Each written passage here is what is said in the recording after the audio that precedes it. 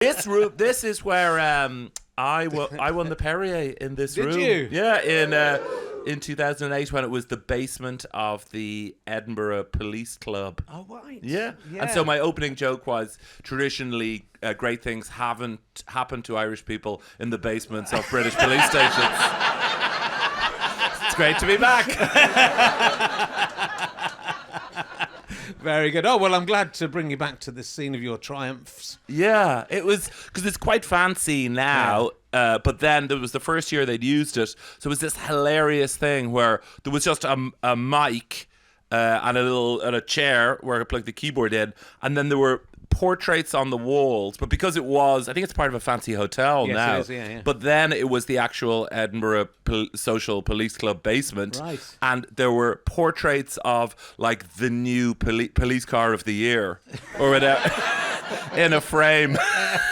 And so a lot of the show was about how incongruous it was doing a gig in this ridiculous place, whereas now it looks sensational. It's a wonderful. I think it's a good. I haven't done stand up in here, but I think it's a good stand up room, right? So yeah, definitely. Yeah. No complaints. Yeah. Apart from the person who has to sit over there by the door with the light on, who looks furious. If I'm honest. Good. Well, look. Look. How many Edinburgh shows have you done? I think you might have done more consistent Edinburgh shows year on year than anyone else. Do you know what this number is? For this 1999 is the first year for the newcomer competition with Bob Monkhouse. Yes. Me, Josie Long, and Bob Monkhouse. Yeah. Not all in a show together. This was actually in a show together. Yeah. So it was like.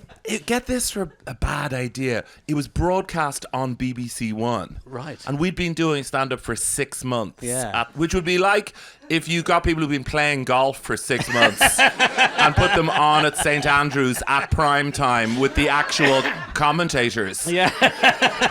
So it was... Bob Monkhouse was hosting it. Yeah.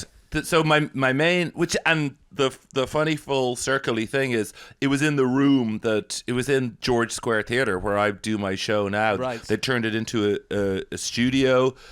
When we arrived, Bob Monkhouse was on stage in an empty theatre practicing his jokes to no one. Right. Which I've never seen, but seeing this, I was, is this what you do when you're at, like, the idea of McIntyre just doing his entire show to no one in the afternoon. Yeah. And Monkhouse did that. The judges were Patrick Keelty, right.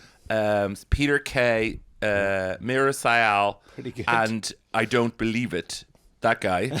Richard Wilson. Richard Wilson. Yeah. And we did that how you referred to him when you said and this will really put it in 1999 while the judges did their deliberations. The brand new heavies mimed Midnight at the Oasis.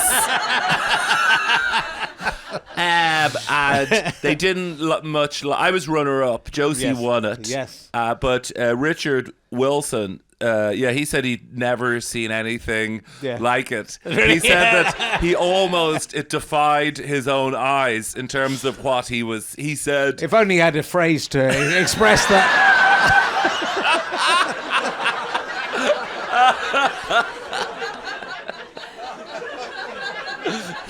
He said that's absolutely bonkers. That's what he said. He was working on a new catchphrase at the time, and that's fucking bonkers. He said. People were like, no, Richard, no. So 999, and then there's this consistent coming up to Edinburgh with a new show, which I don't think many, I think I did a run of about 15 years, but a couple of them were repeats of a previous show. But you've done more than that, I think. Yeah, 2000 was the first one. That was bad. Right. And then skipped 2001, and then 2002 onwards. Yeah. Yeah, I think I did every year up to 2016 with the new show. And then like insane years, the thing that I could never do as a 49-year-old. In 2008, I did a kids show at midday. Yes. My show here at 8 o'clock. And then me, Kits, and John Oliver and Andy Zaltzman did a show in the Stand at midnight. Yes. and then like getting back up again. Yeah. And our kids show at 12 was a show I'm really proud of. It was called I Can't Sleep. And it was Maeve Higgins and I were in 2 beds on stage trying to get to sleep. Yes. And the audience would tell us their techniques for it. Right. It was a sort of semi-improvised that show sounds great. where we do it for the whole hour. But there were days when I was so tired. The maddest day was the day after the Comedy Award had been announced. Yes. So Scottish kids go back to school a week earlier than in Ireland, and so there were so few kids in that last week. But obviously these 2 guys had just looked at the brochure and gone, oh yeah, we'll go and see this.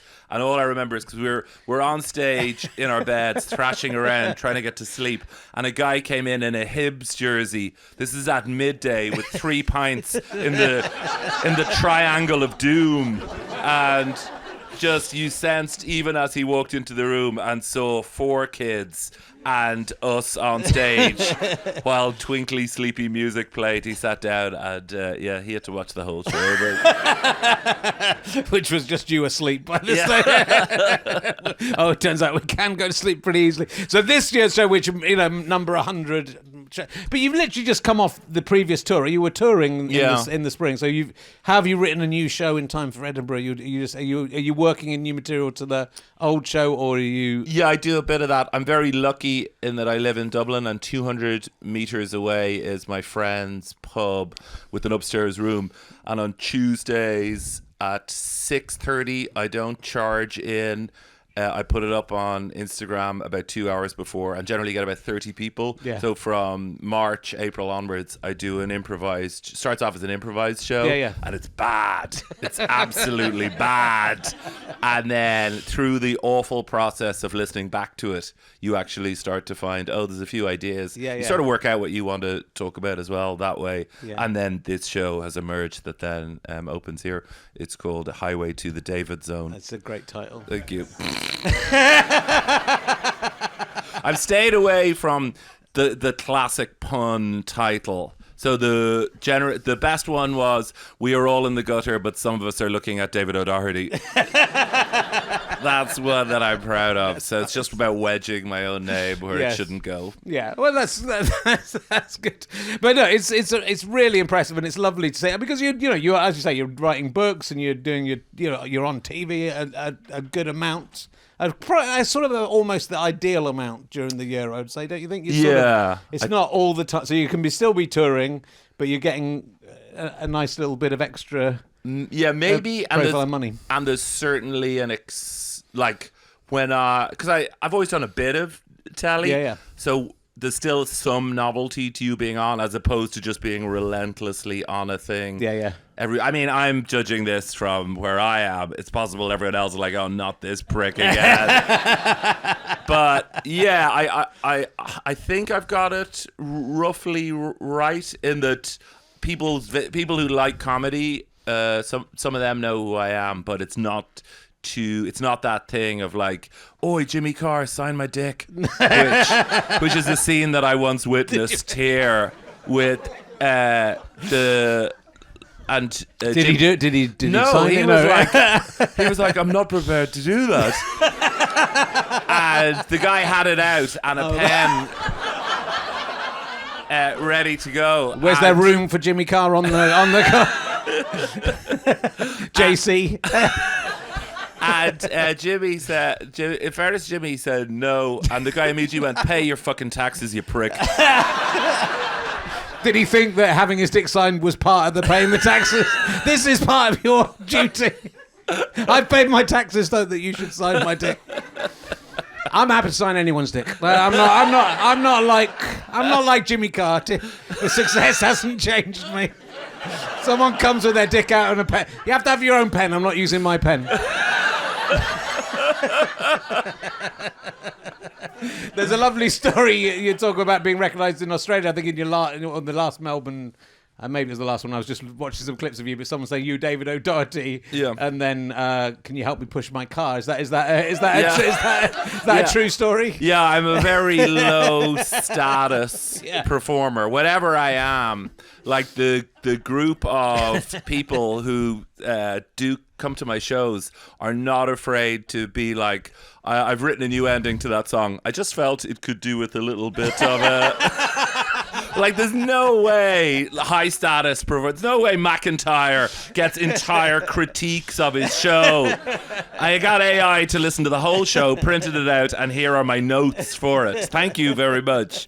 I'm like, my dad's a jazz musician, so I definitely come from that kind of background where you just stand in the audience with a pint till it's your turn to go on stage. I don't know. The show busyness of it never attracted me that much.